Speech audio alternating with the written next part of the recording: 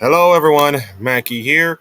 It is officially 11:08 p.m. on the 21st night of September 2025. Yes, I just mentioned an Earth, Wind, and Fire reference. You go. Sorry, just trying to make a joke, dirty joke here, but I can't. We are 23 days until Worlds, and there is a lot that's going on this 10th episode of Chasing China. Can you believe it? 10 episodes. That's amazing.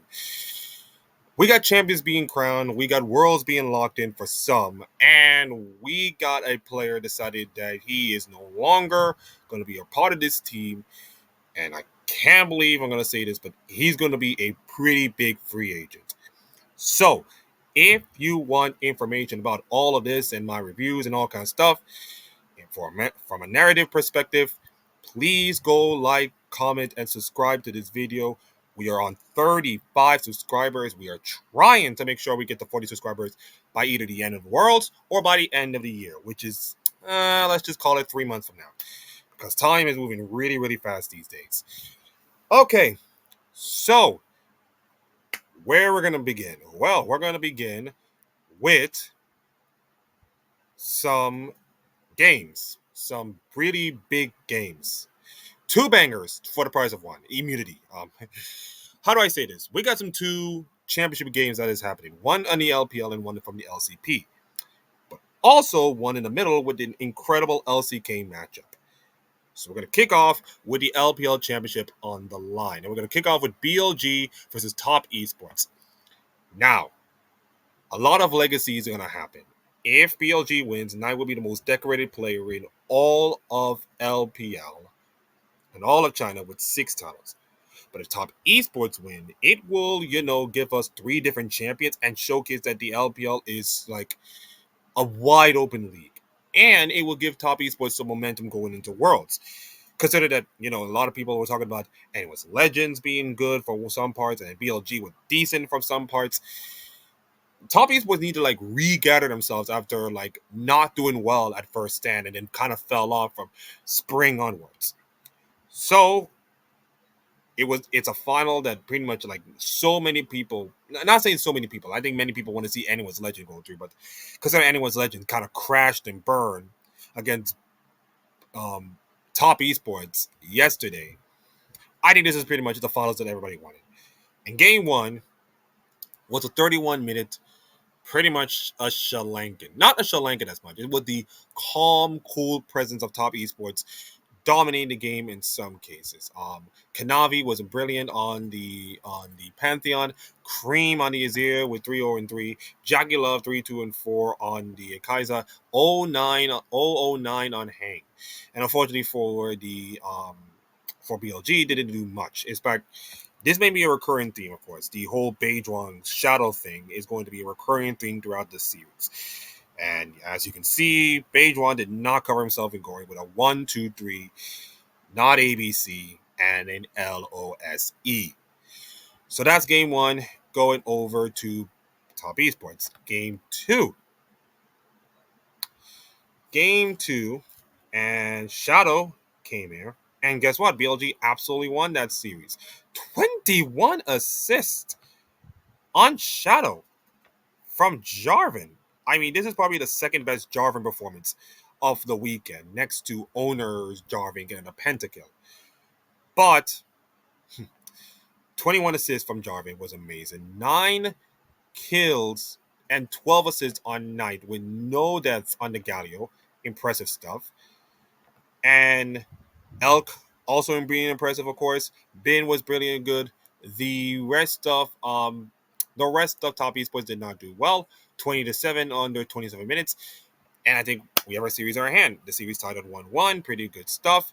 Now, of course, you look at the goal distribution and all that stuff. But the damage distribution, it was a brutal AD carry. It was Elk just firing all cylinders. And so does Knight, of course. You look at this, look at the difference, 25% to 30% combined. I think if you round it up, it's 56%? You can say 56%, around 56%, compared to 51.7 or 52%. So the mid ADC is carried more towards the game than the rest of the team combined. So it was a brilliant performance by Knight and Elk. Game number dress. Almost 29 minutes, and Top Esports clap back. This time, Kanavi is the one that dominates the jungle with an amazing Z performance. Well, not amazing, but D was brilliant. Cream 737 on the rise, doing excellent work. The only player that kind of step up in this case is Bin and Elk in some cases. Shadow did not cover himself in going with five deaths, five assisting on Trundle. Yeah, Trundle, the guy who's just so powerful right now in the meta, of course, in the jungle. He got just cut down to size and got outplayed by Kanavi of all people.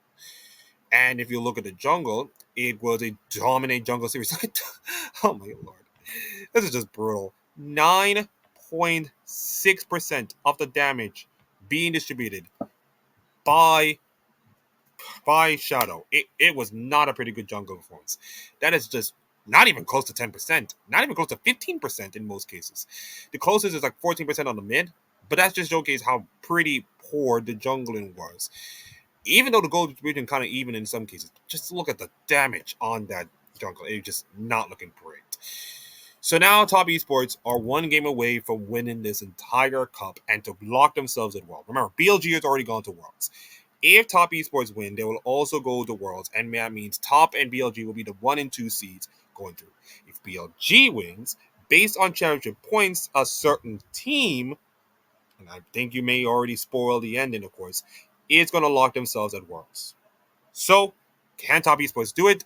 You probably see the analog and all kind of stuff. No, it did not, because BLG fought back hard in a 27-minute stomping, 32-7. Whew. Shadow on the Poppy 7-0 and 10 was impressive. Bin 6-0-13 was impressive. 7-3-18 on Knight's signature Ari. Knight's signature Ari. 9-2-7 on Elk. On with a pretty good performance as well with 12 assists. He showed that this Elise is just not just a support Elise. She can actually do damage. It was a dominant game, of course. And even like the damage distribution is not as much, but that was all Knight. Look at that. Look at everybody else. None of them even reached 20%, but Knight carry all the damage by almost like what 3 times amount. Almost 30% of the damage. 30% of that damage. That is just brutal on Knight's part. And I think I said it a couple of times, but I think Knight is pretty much the only good thing that ever happened for BLG this year. And I'm not talking about this split. I'm talking about this year. With all the jungle issues and the team being inconsistent, I believe that Knight is pretty much the, pun intended, only Knight in shining armor. And he has been brilliant. And I think his performance on Ari is amazing. If you have any time, go watch his highlights on Game 4. It was amazing. And in Game 5, Silver Scrapes, here we go. Who is going to lift the Silver Cup and become the new champion of LPL? It is BLG. And it took 39 minutes, close to 40 minutes, guys. Close to 40 minutes. And honestly, it was not even close. Knight popping off again. I feel like I have Knight as my MVP for this entire series, with his 2 incredible games to drag his team back and win. Shadow was also amazing on the Sejuani. 8-2-16, of course, but it was all Knight, man. It was literally all Knight. And, well, mid lane was kind of even, but the top lane and jungle, I mean, look at jungle. 11% on jungle for Kanavi. The damage is just not in, man. Meanwhile, that is just support have like less percentage in the jungle, but that's expected because jungle is like the most highest damage and support is just not. But support has more damage than the jungle in terms of damage distribution. That's just whack. If your support have more damage distribution, especially with a Nico, of course, playing mostly tank Nico, of course. But if your jungle have less damage distribution than the support, then I just don't see them winning. I just don't. And unfortunately, BLG ready from 2-1 down and win the LPL championship and to become the number 1 team in all of LPL going into Worlds. Now, I will probably preview their teams, of course, when we get to close to the Worlds, because LEC and LTA will have to sort themselves out. LCK will have their finals, of course, this weekend. But after all of this, will is going to be like a lot of time until Worlds, and of course, I will have to preview this thing now. But short, short cliff notes. I think BLG are a kind of a flawed team. It depends on the jungle. Jungling is pretty much a problem, of course, switching from Shadow to Beidron, and I think they stick with Shadow. Even though they lost that game, they stick to Shadow all the way. And by the way, Shadow and Beidron has won their first championships. And Shadow has become, guess what, ladies and gentlemen, the first Italian to ever win LPL. On a year that we have the first ever North American to even win LEC. Yeah, some players are finding new frontiers in League of Legends and just being successful in all kinds of stuff. It's amazing. Well, technically, Shadow is kind of like dual citizenship with Italy and China, but he's Italian, which means he's a European, which means the first ever European to ever win LPL. In fact, probably the first ever European to win any Asian league outside of the Western leagues, the LEC and LCS or LTA. I think I may be wrong. You can go down the comments if you want to see it, but this was a huge deal. This was an absolute huge deal for BLG, and it just now feel like, yeah. Remember, BLG are world's runners up. I think this is like the same thing with Hun Life Esports, of course. The last time I spoke in Chasing China, in which like people forgot that BLG are like finalists. They were one game away from taking down T1, and it wasn't for Faker being absolutely god mode in some cases. BLG could have won Worlds. We would have Knight have become the first ever Chinese player to ever win Worlds. And now, of course, he's the most decorated Chinese player ever with six, yes, six LPL titles. And for him to pop off in the last two games, it's a godsend and is a blessing to watch this guy's work being played out year after year, split after split, and it's been incredible. It has been a testament of his longevity, his incredible playstyle, and the way he has done not only for Top Esports, his former team, but also to BLG as well. So there you have it, ladies and gentlemen. If you scroll down a little bit, here's a bracket. And also, thank you, Nymera and Initialize, for actually casting the game, of course. And trust me, it was a 5-game series, and we'd like to thank them for all their hard work. I am sorry that Riot is going to screw you guys over, but it is what it is, all kind of stuff. So a little shout out to both Nymera and Initialize and, the LPL English broadcasters, of course, for doing all this work this year, for providing all the coverage and all that kind of stuff. It has been a blessing. It has been an absolute blessing to watch the games, well, mostly highlight form, but watch the games and listen and share your analysis and all kind of stuff. So thank you for that. It's been a long season, and I think you guys need some rest. Although Nymera has some content he wants to do, but yeah, I think everybody needs a rest sometimes. So there you have it. BLG are champions over Top Esports, and they will go to Worlds as the number 1 seed. Now you think it is South Hakeem. That means Top Esports are going through. Actually, no, because championship points, which is probably like the second indicator of which team goes to Worlds, does not belong to Top Esports. It belongs to Anyone's Legend. Yeah, the team that kind of fell apart, throughout the rest of the year, based on championship points, they went to Worlds. Half Top Esports would have won this whole thing right there. They would have qualified with BLG going to Worlds. Top Esports has won, BLG has 2, and Anyone's Legend would have been in this, that seed. But because of that, Top Esports are now have to play against Invictus Gaming for the right to become the 3rd seed of the LPL and to go to Worlds. And then JDG and Weibo will have to fight it out to not, be in the Asia Invitational Tournament, I guess. Let's just give you a simple bracket breakdown, of course. So the LPL season finals, of course, will be taking place in a couple of days. It will be 4 days from now, which in a couple of hours, it will be on Thursday. Yeah, it will be on Thursday to Saturday. Let me just see if I can get this calendar right. So I'm not going to be dumb myself. Thursday and then Saturday. Yeah, Thursday to Saturday. And I think there's 3 matches to be taking place, all best of 5, all fearless. And top East will face off IG. Winner will be the third seed going to Worlds.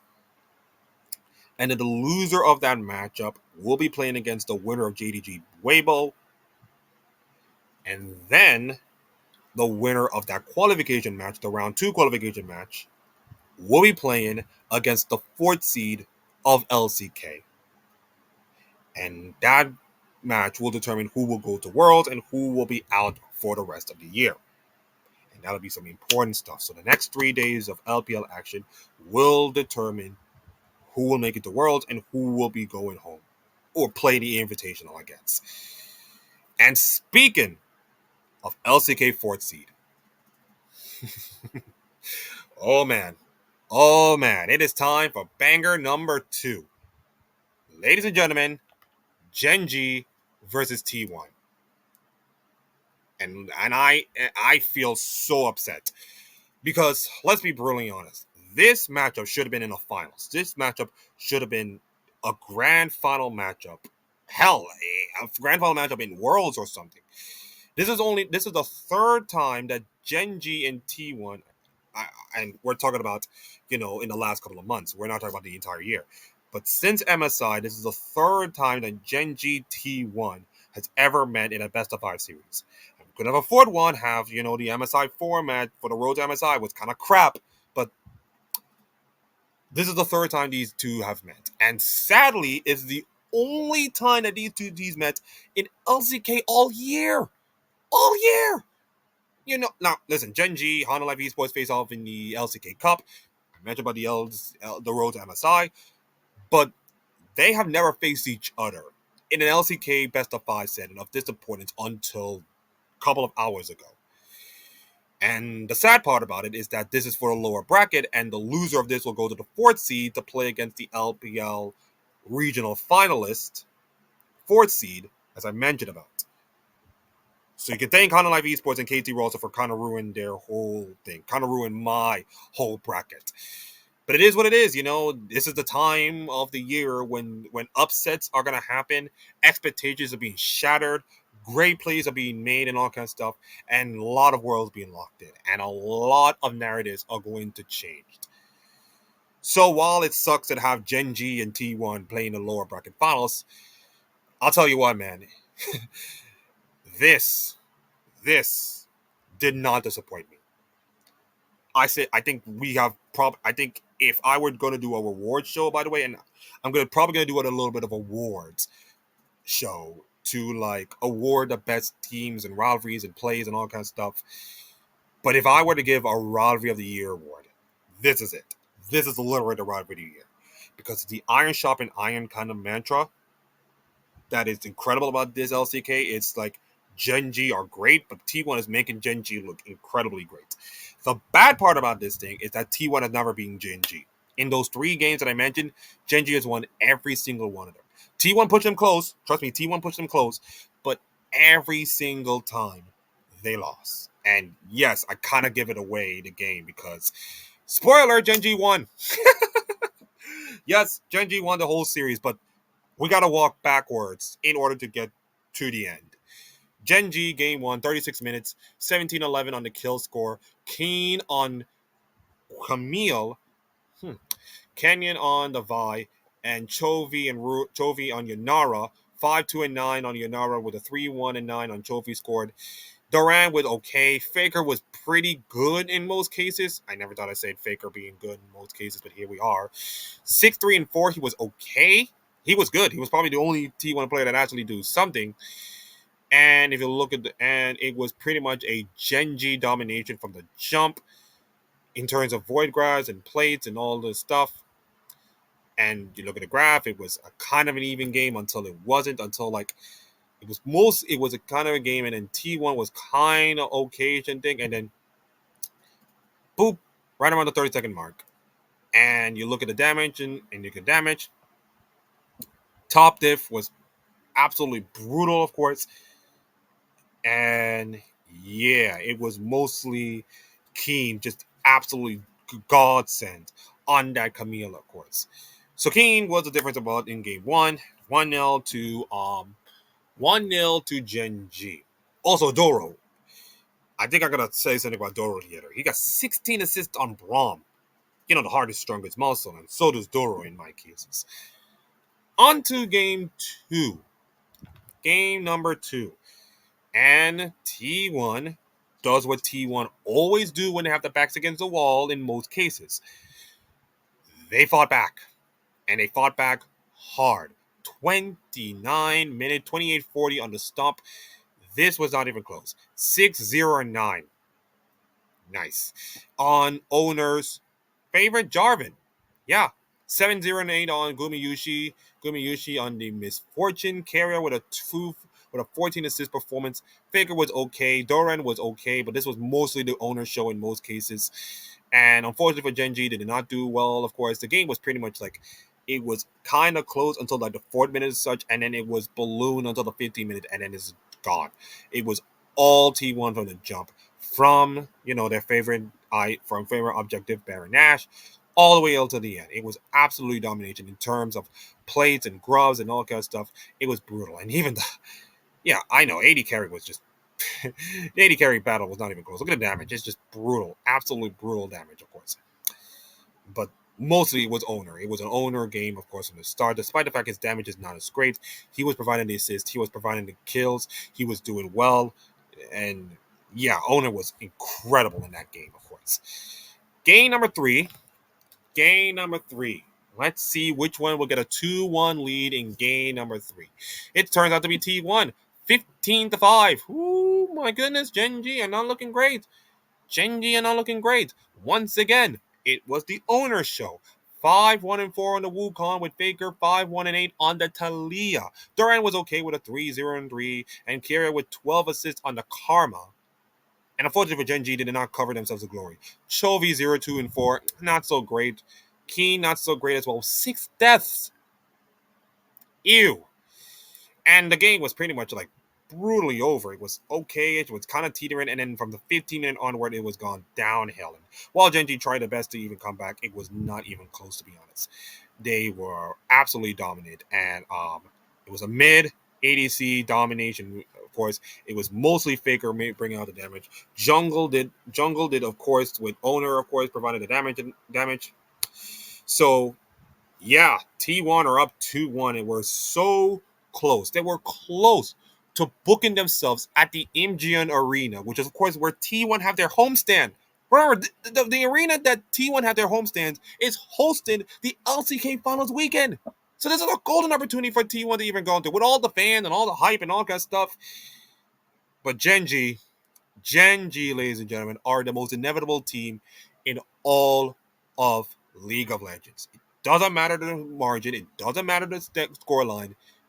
This team is on a different planet, on a different level.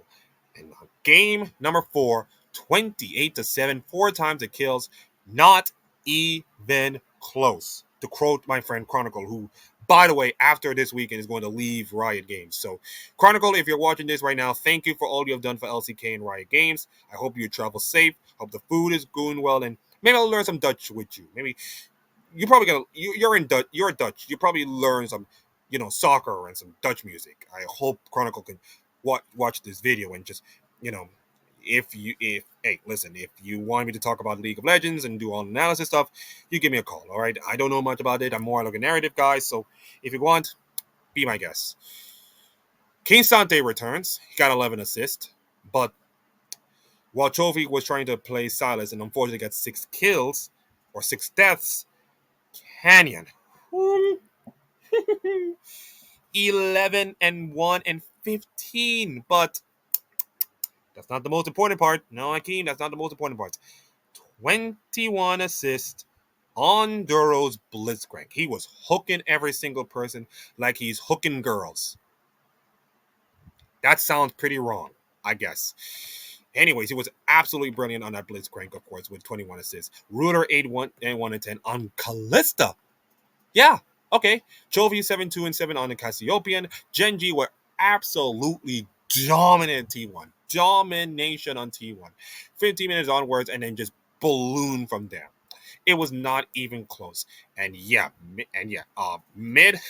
yeah, mid is just a disgusting thing. 26.6% with Chovy, of course, and he was brilliant. Showing, spraying some fangs, blaming on Yelsa, making that Cassiopean sing, of course. And now, for the third time in a couple of matches, we are going to game number 5. Yes, the second game 5 of the entire day. And sadly, based on the rest of the series that we're going to see, the only game 5s we've seen all day. The rest of them are not going to be close. But for now, let's enjoy the game 5 that we're going to have. And let's enjoy another Genji defeating T1 and going to LCK Finals weekend. 32-13, 23 kills to 5. Oh my goodness, Genji is just not even close. Chovy was named MVP, which I think David has a little bit of point. David Shinaka, mind you. And I will get to David Shinaka, of course. He mentioned that Chovy was the MVP, which to me, I said, I think Doro deserves some credit. 18 assists on the Rakan. Despite Chovy got like 10 kills on the Vex. 10 kills on Vex. My lord, amazing. Of all the champions to win, I mean, incredible. I would have picked, Smolder as a B pick, of course. But 10 kills on the Vex? Oof, that is amazing. Yeah, so King with 6 kills, 10 assists on the Ornn. Cannon with 11 assists on the Nocturne. Ruler with 11 assists on the Lucian, but it's mostly the Doro and Chovy show, of course. It was mostly Chovy. Chovy was the MVP of the entire series, but I feel like Doro should deserve some more. And T1 did not even play the game. Owner was the only person to do well. In fact, probably Owner is probably the only player to do well on T1. Whenever Owner goes, so does T1. And I think I can do the narrative right now that T1 are I think T1 are going to be an okay-ish fourth seed. Now, we've all seen this story, of course. The last, DRX, fourth seed, go on to win Worlds. T1, fourth seed, went on to win Worlds. It's basically like the LCK fourth seeds are going to make, the last couple of years. The last 3 years, I think you can say last 3 years. Yeah, the last 3 years have fourth seeds from the LCK, LPL have gone on to make the finals or win Worlds. 2 out of 3 have done it. So fourth seeds are nothing to sneeze at, especially in the LPL LCK. So, and let's be honest, I don't think T1 are a bad fourth seed. It's not like T1 collapsed and then kind of scraped their way to get the seed. I think T1 has become like the second best team ever. And unfortunately, they were struggling against D+, got swept by Honor Life Esports. And while they were doing well against Gen G, drafting issues, and Owner being the only good player on this team, it's not going to cut it. It's just not going to cut it. And if Owner is going, and if Jungle is going to be the only player that's going to be like carrying this T1 team to victory, then I think it's going to be a pretty not so great. It's not going to be great for them. It's not going to be great for this team. It's not going to be great. I think there's a strong possibility that T1 can still win Worlds. While Gen G are still the best team in all of LCK, and they've been proving that all year, of course, we know what T1 is capable of. And yes, T1 will play against the fourth seed from LPL in the play-in to make it to Worlds. And we all know T1 has barely even lost to LPL teams in the last couple of years. We saw this evidence in the last 2 years, of course. We saw the evidence in the last 2 years. So I don't think T1 has any doubt that they are going to go to Worlds as maybe not the favorites to win, but by historical nature and because of the man, the myth, the legend, Faker, that I think they can pull it out. They can actually pull it out and win this whole thing. But they got to overcome Gen G, who are becoming like the bogey team for them. 3 times they face each other, 3 game 5s between each other, which are great, and unfortunately 3 L's. I hope that we can see these teams in the finals, because if we get Gen G and T1 in the finals, yes, I know the tournament is in China, and I upset a lot of LPL fans, but I don't care. I just don't give a damn. If we get Gen G and T1 in finals, I would have to bleed my eyes for this matchup. I may I may bleach my eyes for this matchup, but I just don't. I just need my sleep and all kind of stuff. But hopefully we get to see these two teams again. So let me just look at the last of the damage distribution and oh man, it's a mid diff. It's an absolute mid diff. It's an absolute mid diff. Yep. I can say jungle diff as well, of course. I can say jungle diff, you can say. Jungle diff is pretty much the difference. But that was a mid diff. And you can say that this is a jungle diff as well. Yeah, right there. Jungle diff. By 14.4%. Disgusting. So, Genji, let me just see if I get it right. Yep. So Genji, with this win, have qualified themselves for LCK Finals weekend. Now, they've already gone to Worlds, so I don't think it matters too much. But with T1's loss, that means they'll play in the, as I mentioned, the Worlds qualifying matchup, and it will come back and it will be decided in a couple of days, of course, in the LPL. But right now, Genji has revenge toward to sort out. Now they have to face KT, the team that they already lost. KT was the team that sets the entire chaos of the of the entire LCK playoffs with their upset win, of course. I mean, Honolulu BT1 was a shocker, but then again, the T1 have been struggling throughout the entire playoffs and all kinds of stuff. So, but Honolulu Esports 3-0 in T1 was surprising even to me. But this was the game that pretty much set the entire change of motion. And now they have to face each other, of course. That game will play on Saturday. Yes, Saturday? Saturday. The game will play on Saturday, of course. At the Imigun Arena, of course. That'll be the first game of the entire weekend. And then of course the winner will face off against Honolulu Esports for the finals. Now, little history, of course. I mean, we know KT, Genji face each other, and KT pulled the upset. The question is, can KT do it again? It's one thing to pull an upset. It's one thing to pull an incredible upset. But it's another thing to try to do it again when you know that Genji has tape against you, have scouting against you, has a matchup against you. They know your craft and they have seen you already. So I think Genji are going to be prepared for this. Now, we saw this with Koi KC. KC was going as a favorite. Koi was kind of like a team that's going to get stumped. It will be supposed to be a KC G2 funnel, but nope, didn't happen. And I say, okay, where we go get KC Koi again. You know, KC will probably win it. Nope. Koi win that matchup and then went on to win the whole thing in LEC. In the LEC Spring, mind you. So we know that rematches are hard to duplicate. We know that it is going to be hard for KT to, let's just say, try to do again. And mind you, I think I don't know about you, but let me just see if I can, talk to AI just a little bit about KT's last LCK finals. I'm going to have a little quick check with AI and then come back to you. Well, I just type in the information from ChatGPT or Gemini, of course, on my Google phone. And turns out the last time KT Rosa have made the finals. Now, let me do your little history lesson. Do anybody know Score? One of the best, players to be involved with the cursed KT roster team, of course, and they finally win Worlds, and they won LCK. And then, of course, lost in an epic base race, of course, against EDG, of course, in quarterfinals. That is the last time KT Rosa ever made the finals in LCK. Yes, Akeem. The last time KT roster was in an LCK final, Score was an active player. He is now the coach of this team.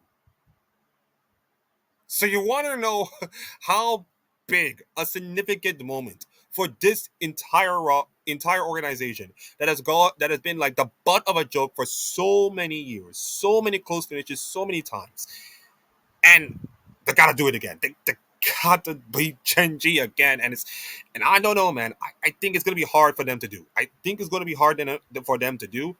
But if they pull it off, holy cow, it'll be huge. It will be huge for them. And then if KT managed to do that and managed to emotionalize themselves, they're going to do something that, of course, the 2018 team that does win the whole thing. And you got to face against Honolulu Esports, who kind of swept them. 3-0. Now, if Gen G were to win that final match against KT, they'll have to face against Hana Life Esports. And here's a little weird antidote, of course. Hana Life Esports are the LCK champions. Yes, Akeem, this entire LCK season has been culminated into this one championship that is going to be played for and is defended by Hana Life Esports. This entire time, this title has been defended by Hana Life Esports. And of course, last time, of course, Hana Life and Gen G met in the finals. Everyone was assuming Gen G would win that finals. It was supposed to be a golden road. I believe, if I corrected myself, Ox, who was a broadcaster in LCK, by the way, was the only person to pick Hana Life Esports to win that finals. The only person. And he was spot on, including the scoreline 3-2. And Gen G, let's be honest, was never the same after that. They did well, but they were never the same after that. It felt like their golden road, their chance of victory, their chance of immortality has been shattered. And by the way, that was also the last Golden Road chance, of course, since Golden Roads are kind of like difficult to do nowadays, of course, with a 3-tournament system, of course, that Riot even put in. So Golden Roads are now even harder to do. But if Gen G were to win that matchup, I believe there's some vengeance in my mind. I believe that everybody will be talking about, oh, Gen G is going to win this finals. Oh, there should be this on Live Esports. It should be like it'll be a close series, but it'll be like a Gen G win.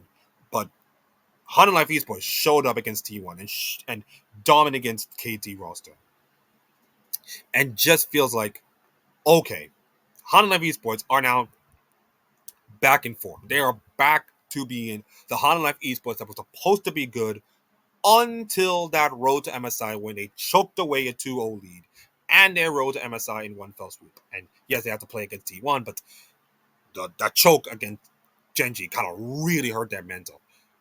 So if Gen G and Hana Life Esports would face each other, there was going to be a lot of stakes being on. And let's be honest, Gen G wants to win the LCK title to cement their year as being the best LCK team of all time, and for like the second part, of course.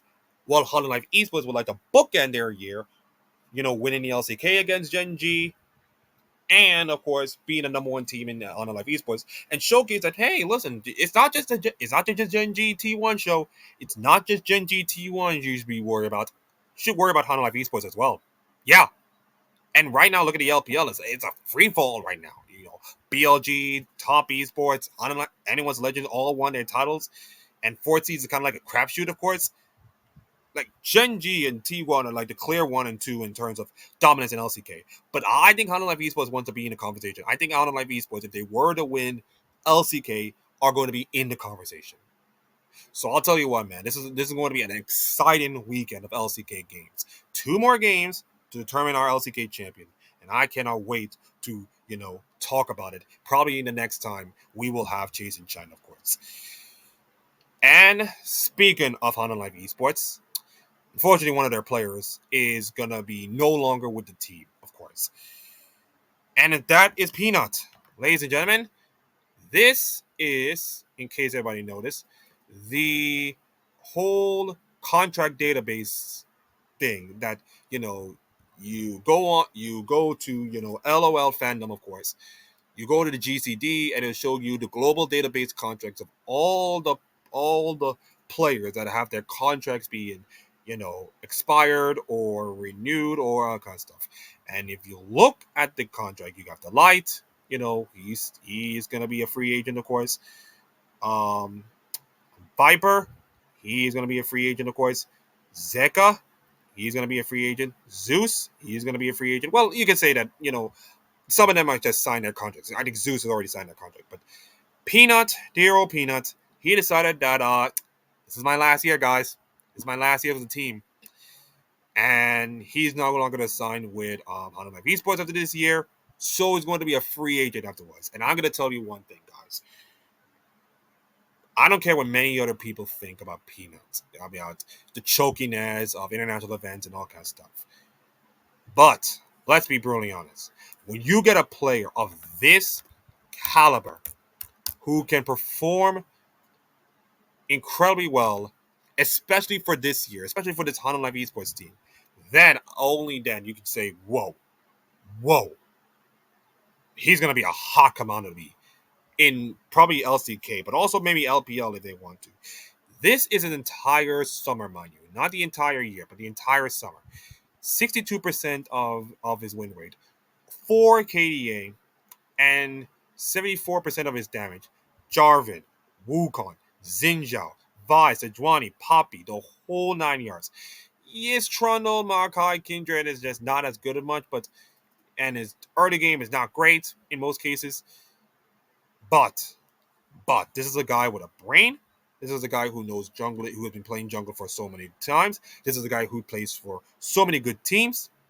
And I think he's going to be a pretty hot free agency come after November, of course, and after Worlds when the whole thing is done.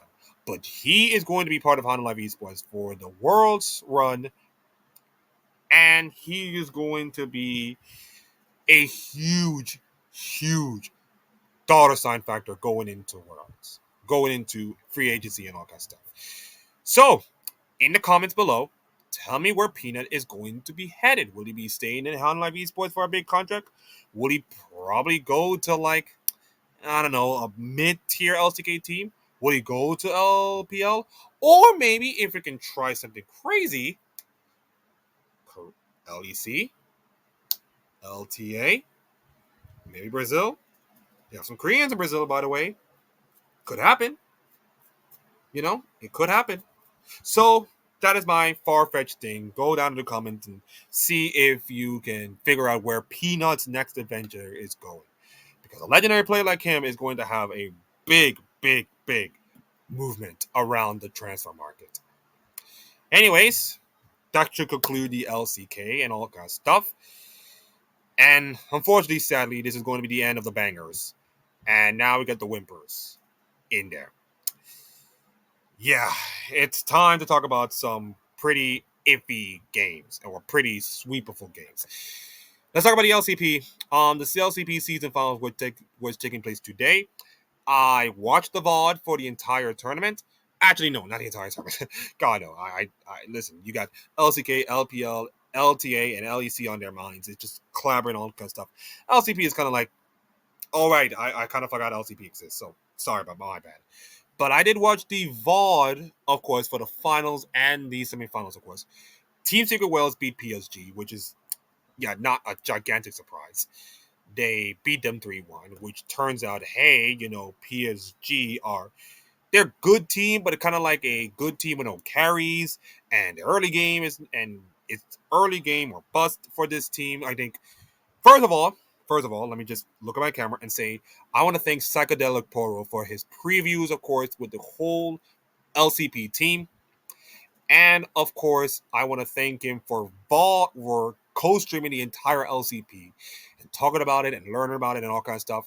He only did 2 previews of his Worlds teams, of course. He got plenty more to come, of course, throughout this week. But if you can, please subscribe to his channel. I'll put his channel description on below so you can read, so you can listen to his talking, learning and all about his teams and all kind of stuff.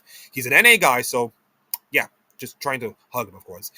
And if you want, I know this is not an advertisement, but please subscribe to his Patreon and all kind of stuff so you can just, give him some love and some respect. And your Facebook and your pro might be in there as well. So yeah, big shout out to Sakadera Poro for covering the LCP and all kind of stuff.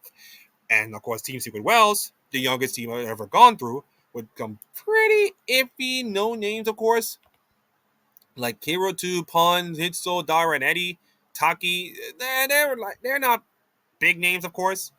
But with the home crowd in Vietnam, with all that kind of stuff, they're going to ride the momentum against the best team in all of LCP and get swept. It was not even close, let's be honest. CFO just wiped the floor against Team Secret Wales. And yeah, it was not even a close series, to be honest. It was absolutely not a close series. So CFO wins back-to-back LCP titles, cementing themselves as probably the best LCP team ever. And I believe they're probably going to be like one of the top teams from LCP to make Not saying a deep run at Worlds, but kind of like ruffle some feathers against some teams. Because remember, they were close to being T1, of course. They beat Man Lions, becoming the first LCP, first APAC team to do it since Taipei Assassins way back in Season 2 to win a series, of course, against a Western team. Or any team, of course. And they did well in first stand, of course. Despite the fact it was a Mickey Mouse tournament, but they did well in first stand. I think CFO, and I'm going to spoil this, of course, could be my top 10 team in my rankings. CFO a top 10 team? That's weird, I keep. So that means they're better than like all the LTA North teams or LTA South teams? Like, yes, kind of. Maybe. We'll find out, of course, down the road. But congratulations, CFO, for another dominant win and another title to boot. And I hope we'll see this team doing fantastically well at Worlds. Maybe we might see an APAC team in the quarterfinals. Maybe not. But I want to see them doing well. I want to see them doing well. And finally, a couple of things. The LTA North. Oh, sorry. The LTA overall, with this crappy format. I think Dom and everybody else just agree with me. And David and all these other people in the League of Legends. And I have a little piece of news, of course. Talking about, something that's going on in the LTA North in terms of media and interviews and all kinds of stuff. But let's get to the games. Let's just get to the games, of course. And unfortunately, for Red Cannons, I want you to thank you for beating the Shopify Rebellion and causing everybody in North America to go crazy. But unfortunately, you're going back to being cannon fodder to 100 Thieves. It was a wacky, crazy, kill of blood series, of course. Quid. Oh, Quid, man. Quid. He is amazing. He deserves the first team All-Pro, of course, in a sea of FlyQuest, of course. And he died only once. Yeah, one time. The entire series full of kills and wacky stuff and him being a statue, literally, and getting a pentakill. His first pentakill ever in his career. Well done. And he did it, and he only died once the entire series. And with that performance and with that win, ladies and gentlemen, boys and girls, they have now captured China. And in their final year of existence, to bookend their first World appearance, and, sandwich in between the 2021 appearance, 100 Thieves are going to Worlds. And they're going to China. And they're going to Texas, of course, for the finale, of course. As against Vivo Kins this weekend. I think next weekend. Let me just see. Is it next weekend? I think it's next weekend. It's next weekend. Okay, yes, next weekend. And listen, David, my boy, I think you'll probably be sleeping right now and probably be sleeping. But I may not be a 100 Thieves fan, and I may not know 100 Thieves as much in their history. Listen, let's be honest. I was about to do a video saying goodbye to 100 Thieves and thank you for everything about that and all that jazz. But as the run continues, I just have that feeling of like, so what? Right, screw them, of course. So what? The fans don't care. Or so what? Many of the content creator pieces, the people that been there, just left, right, and center and all kinds of stuff. So what? Who cares? All we want is to just enjoy this ride one last time. Kind of like some of the Fast and the Furious movies when, Paul Walker sadly passed away, of course. And it's probably like, let's be honest, the last good thing about Fast and the Furious before he went to, let's be honest, don't care in most cases. But, you got to sit back and just enjoy the ride. Just enjoy this incredible moment because things like these will never happen again. And it's kind of like 100 Thieves giving the finger to Riot saying, hey, so we're leaving League of Legends after everything we have done for the last couple of years with all the hoodies and all kinds of stuff, and you're gonna kick us out like that? Okay, fine. All right, fine. We're gonna make a run towards a Worlds spot, and if they were to beat Vivo Kins, could beat FlyQuest to win the entire LTA championship. This entire crappy LTA championship that you have to force on us. And we're gonna, well, I'm not gonna say they're gonna crap on the championship, but we are going to, make you regret. Yeah, that's what I'm talking about. Regret you leaving, you pushing out the door. We're gonna go out with style, man. This is our final heist, as they said. We're gonna go out swinging, baby, and swinging they did. This is, Dokla, River, who's gonna be in the military service. So I salute to you. Quid, FBI area. These guys were incredible. These guys are incredible. The run is incredible. The fun was incredible. And I can say it right now. I don't give a damn if 100 Thieves lose to an Eastern team in like all the world's Swiss stage, of course. I don't give a damn.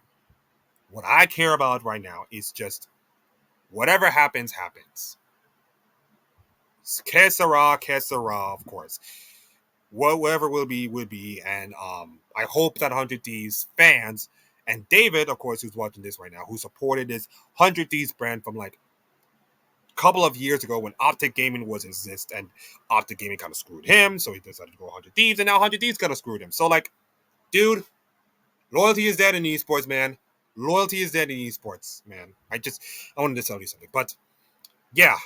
Anyways, I hope he's enjoying his cheesecake, of course, and I hope to God, Riot, they can send him to Texas. Like I just listen. I want to go to Texas. I want to go to Texas. I wanted to go on an esports event in America, of course, but visas and all those red tape political stuff is just not it. So I wanted to go to Texas and just like do a co-stream, of course, to be in the finals, or maybe if we can get one of those LTA watch parties for the grand finals, a big event, of course. That'll be huge. That'll be huge. So I beg Riot. I know I got a lot of gripe on you, Riot, especially with the LTA and the format and all kind of stuff. But for one time, please make David Shynock, Mr. Shynock, of course, co-stream your team for the LTA final. And then whatever happens, it is what it is. But yeah, screwed Riot Games for kind of kick 100 Ds out of the door. But you know what? They don't care. They just don't care. They're going to go out. They went to Worlds. And I'm happy. I am happy for them. And unfortunately, right now, we're going to mark down a day, guys. It is now officially 22 days till Worlds. It is officially midnight, 12:01 a.m. on the 22nd day of September. And we are going to say goodbye to the LTA and all the crappy formats and all kind of stuff in a couple of minutes. And say hello to the LTA North and LTA South team is going to be South teams that are going to be promoted towards the LTA. Now, this is the information you want to know, and I think they mentioned about this in the LTA broadcast at the end. So the winner of this will go to the LTA North next year. The Sky's Toast, of course, one of the teams is going to fight for their spot, and there are 5 other teams. Astral Esports, a pretty well-known team, of course, with Summit being in top lane. SDM Tigress, Conviction, and Luminosity Gaming, who, by the way, sold their whole stock and barrel, of course, for like millions of dollars and all kinds of stuff. Let me just see if I can know some of the teammates. Not much. Luminosity Gaming. Oh, they got Tactical and Zazal. Yeah, Tactical, Zazal, Tomio, of course, was in there. Zazal, former Shop of Rebellion player, of course. Tactical, long-time Team Liquid player, of course, way back when. So it'd be really interesting to see if Luminosity could be my favorite. If I were to pick a favorite right now, I think the Skies could make it, Luminosity, and maybe Astral Esports, because they got Cody, Winsome, of course, Summit, y'all know Summit, of course. Conviction could be my fourth, of course. TF Blade, TF Blade, I think one of the former players. Viper is in it, not the Life Esports Viper, but different Viper, of course. Evolved is in it, of course. So this tournament was going to take place, of course, on the 4th, from the 4th of October to the 12th. And remember, guys, this tournament will be taking place online and then in Mexico in an empty stadium. Riot's rules, guys, not mine. And to the LTA South, as we are about to conclude this edition of Chasing China, thank you all for listening, watching, and doing all kinds of stuff. And Icarus Gaming is going to be in it. yes, anybody who don't know Isurus Gaming, formerly a Worlds participant, they were, Isurus Astral Gaming, of course, but now it's like, hey, let's break it up and just have Isurus have their own, and thank God they did. Alpha 7 Esports, Flamingo MDL, Ferravin, and Sikar Esports are going to be qualified. So Isurus are going to be in. Um, it's going to be Flamingo versus Sikar Esports. The winner of that match will take on Isurus, and it'll be a double bracket, of course. And then the winner of this will play in the LTA South next year. Or God knows a different name. I hope it'll be a different name by then. But for now, that's gonna all need to know about the promotion, who's gonna go through, and of course and I'm gonna leave you guys. I'm gonna leave you with this image of 100 Thieves going to Worlds, going to Texas, and giving Riot a middle finger on their way out. And I hope so many 100 Thieves will be happy about this.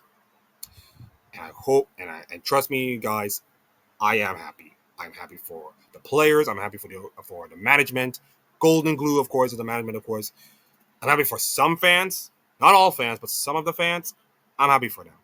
I'm happy for them. Listen, this team is about to go out, of course. This team is about to leave League of Legends. So if you want to root for a team, you may not know their history, you may not know everything about it, but if you want a team you can root for in Texas and beyond, you got to root for 100 Thieves. Now, call me the mouthpiece or the salesman for the 100 Thieves, of course, but I just want this story to continue. I just want this story to have a little bit of a happy ending. This is more like in video games, of course, the normal ending. Of course, we thought we got the bad ending, of course, earlier the year, but now we get the normal ending. But I hope we get the good ending. Maybe might do that against FlyQuest. I mean, they did give FlyQuest a little bit of closeness in that series, and Whipple is gonna be back for that matchup. Yes, if we manage to take care of Viva Kins, we get Whipple versus Dokla.